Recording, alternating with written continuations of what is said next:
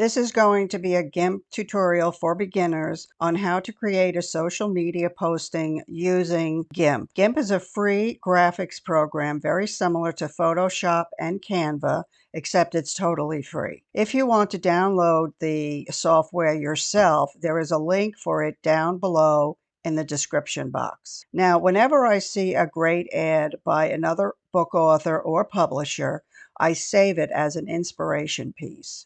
For this ad, this is the inspirational ad that I saved. It's for a book entitled Basslin Bride Salvation by Chloe Carley. What I like about this ad is that it uses a background picture that I believe shows a mood of the book. The book cover is in the ad, of course, as well as a tiny blurb about what the book is about. She is also targeting her exact audience, a free, clean love story inspired by the Christian Bible. That is what I call exact targeting. Plus, it has a button on it and an arrow pointing to that button. This is a visual call to action that's very clear. I'm going to reinterpret this ad for my own social media postings, and I'm also going to target my audience. I have gone ahead and designed the ad that I will be creating, and this is it. So let's begin. Now, I have opened all of the elements that I will be using to create my own interpretation of this ad. I have a button that I have created. I have my name and mystery romance author title. I've pulled in my background picture that I'm going to use. I have my book cover handy. I have a heart, and I also have a first book free badge. Okay, now when I'm filming, I cannot just grab these pictures one at a time and drag them over to the artboard. I lose that capability. So I have all of these elements in a file that I'm going to be pulling in one at a time using Open as Layers. However, when you're working on your own, you'll be able to just pull these in and drag them into the image that you're working on. So let's start now by opening a blank template.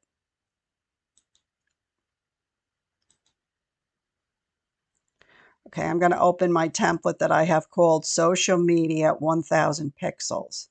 And I'm going to open this advanced option and choose transparency. And it's also, I'm working on 72 ppi, which is the size that you use when you're creating something for the web. Okay, and then click OK. And there I have my blank, transparent artboard, I'll call it. Okay, so now we have the template background. Let's add the background picture. Okay, now I'm going to scroll out. And as you can see, this yellow dotted line indicates the size of the background picture, which is much bigger than the artboard that we're working on. So I'm going to click on this picture and come over here and select the scale tool. Then click again, and I'm going to hold the control key and drag one corner to bring this picture down to slightly bigger than the background. And I'm going to click scale. And that has made it more of a size than we can work with.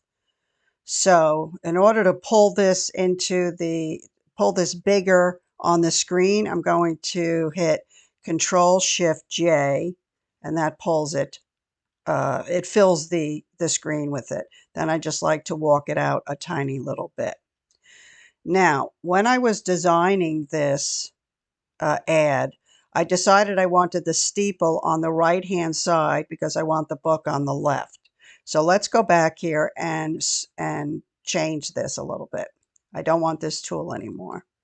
So I'm on the right layer. I'm going to right-click and choose Layer, Transform, and then Flip Horizontally.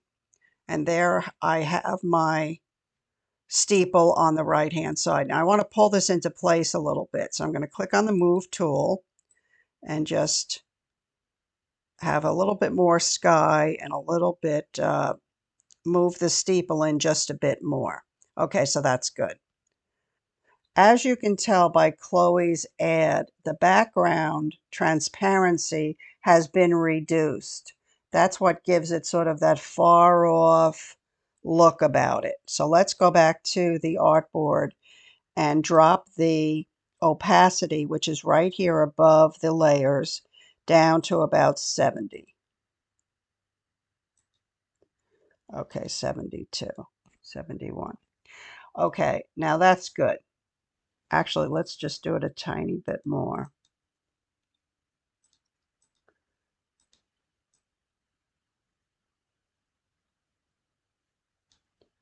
Yeah, maybe about 50, between 50 and 53. I think that's better. Now, as I'm looking at this picture with the opacity down, I can see the transparency. So what I'm going to do is I'm going to come down to the background and I'm going to open up the foreground color. And I have chosen here just a medium dusty blue. And I'm going to fill the background with that color. So I'll click here on the background, select edit, and fill with foreground color. Okay, and that gives more of a mood to the picture, just like in Chloe's ad. Okay, so now that's finished. Now we're going to add a little bit of a vignette. See how it's darker around the edges here? So I'm going to recreate that here as well. So I want to have a new layer called vignette, vignetta. Okay, now in GIMP, it always pulls in the background color, even if you start the project with a transparent background. So you just have to click on the artboard and then click on delete, and you can get rid of that color. And now you have a transparent background.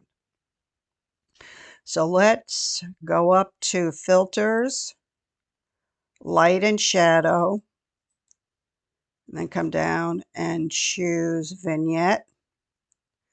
Okay, and we're going to pull up the softness all the way up to, I guess, 100. Okay, and you can play with this a little bit.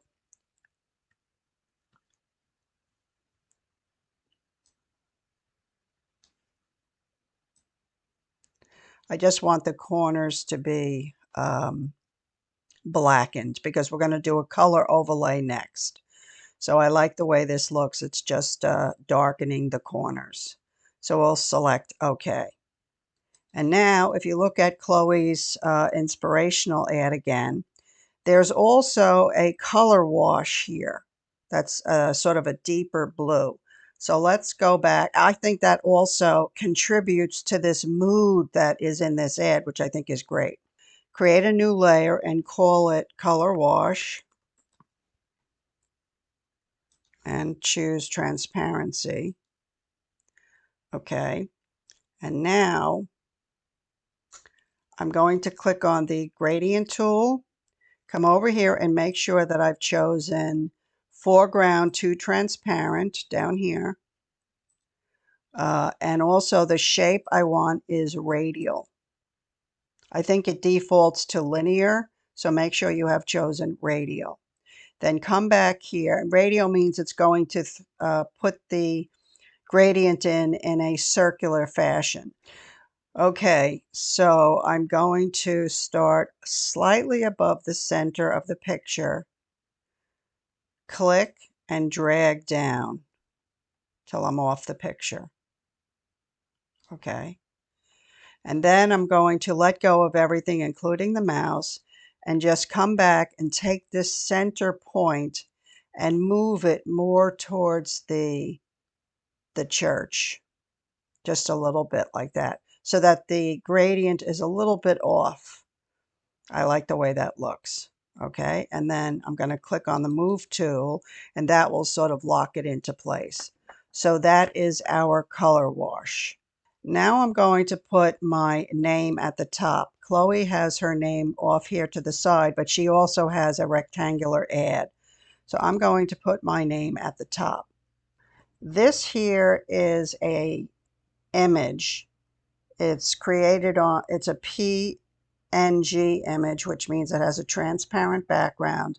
And I have my name title in a couple of different designs. It's just a font with a border on it. So for this project, I'm going to use the white with the black border. So I'm going to come over here and click on Rectangle Select Tool, surround this here, and then click inside and choose Edit, Copy Visible. And Copy Visible is only going to copy what's inside this area. Then I'm going to come back to our project and click on Control V to put it into the project. Right here it's a floating selection, so I'm going to click on the layer to place it down, and then I'm going to click on the move tool and move it to the top. Okay, and then just to make sure, and then I'm going to rename this so I know what this is my name title. I know what this is. All right, let me go back here. So the next thing I want to add is my book cover. So let's go back and add the book cover. Okay, and as usual, the book cover is much bigger than the ad. So let's resize it.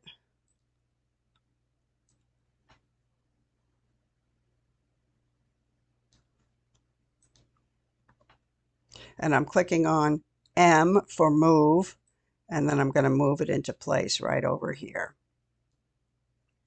And let me go back and check. Okay. I'm going to move it in a little bit because I'm going to put that first book free emblem on it in a minute. All right, so let's bring this forward here. Okay, so the next thing I want to add is the verbiage that I have here. So let's go back to the project, and I have this saved over here. So I'm going to highlight it, Control C, put this down, and then click on make the white my foreground, click on the text tool, and then pull out a text box here. Click inside and click on Control V. Now this is much too small, so I'm going to click A to surround everything, and then a little bit at a time, just increase this until it fills in the box. Okay, I think I like that. Okay. All right, so that's our text. And you click on the move tool, it takes you out of it. Now let's go back and see what comes next. All right, so we're going to put the button down at the bottom. That's the call to action. So let me pull that in now. All right, so here it is. So let's click on move and move this down into place. Right now I want to shrink this just a bit, so let's go up to the scale tool. Scale this down. There we go.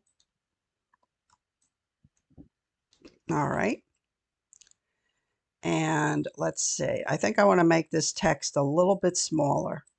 So I'm going to double click on the layer and then click in the box and then click on Control A to surround all of the text. And I'm going to drop this down to maybe about 45. Okay, and then click over to the move tool, and that's much better. If you click on the font tool again, then you can make the box smaller. Now the next part we're going to add is the heart. So let's go back and I'll pull that in now. Okay, and this is, of course, much too big, so let's go and resize it.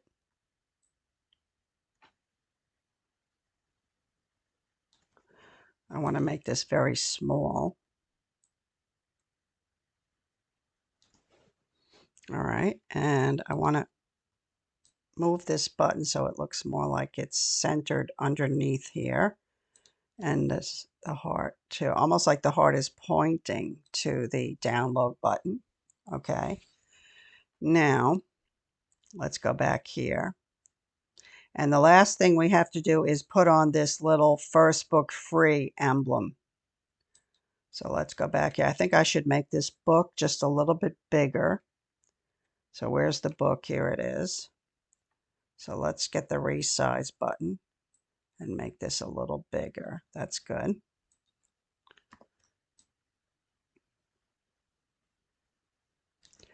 Okay. So now let's pull in the first book free. Here we go. All right, so here's the emblem here. So I'm going to click on M to move it. And I'm going to make this one a little bit bigger, just a tinge. Okay. And then I'm also going to tilt this just a tiny bit. No, I don't want the scale. Let me go over here to the rotate tool. Okay, and then I click on the tool and then come back and click on this.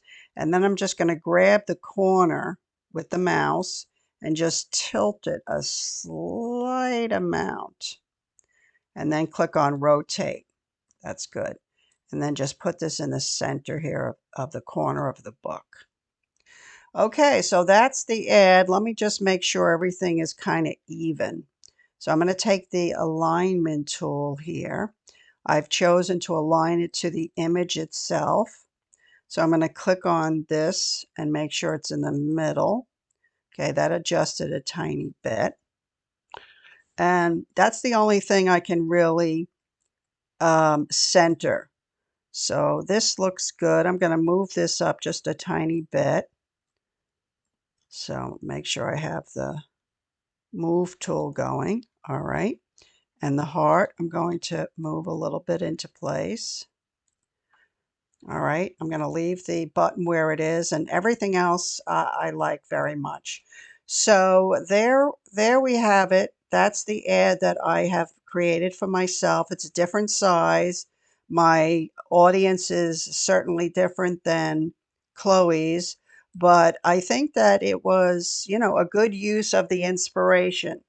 It doesn't look like it's completely copied, but the background, I think, creates the mood, and that's really what I loved about the ad. So anyway, that's a beginner's tutorial on how to create a graphic for social media. So I hope you learned something. If you did, please give me a thumbs up and subscribe to my channel, and I'll see you in the next video.